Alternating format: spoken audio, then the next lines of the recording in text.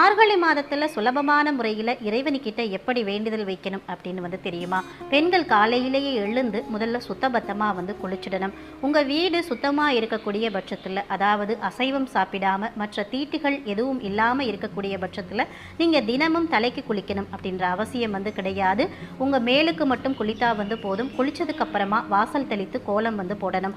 கோலத்து மேலே முடிஞ்சா பசுஞ்சானம் பூசணிப்பூ வைக்கிறது வழக்கம். முடியாதவர்கள் மஞ்சள் தூளை தண்ணீர் பிசைந்து வைத்து அதன் மேல செம்பருத்தி பூ அல்லது சாமந்தி பூ வைத்தாலும் தவறு கிடையாது. எங்க வீட்டில் கோலம் போட்டு அது மேல பூ வைப்பதற்கு வசதி இல்லை அப்படின்னு சொல்றவங்களா இருந்தாலும் சரி, சிறிய கிண்ணத்துல தண்ணீர் ஊற்றி அதுல சாமந்தி பூவையும் செம்பருத்தி பூவையும் மிதக்க வைத்து நிலைவாசலுக்கு வெளியில் வைத்தாலும் வீட்டுக்கு லட்சுமி கடாட்சத்தை கொடுக்கும். செம்பருத்தி பூ சூரியனுக்கு உகந்த மலரா சொல்லப்படுது. அடுத்தபடியா பூஜை அறைக்கு போய் சுவாமி படங்களுக்கு கிடைத்த பூக்களால அலங்காரம் செய்துட்டு ஒரு தீபம் ஏத்தி வச்சுட்டு கட்டாயமா ஒரு மஞ்சள் பிள்ளை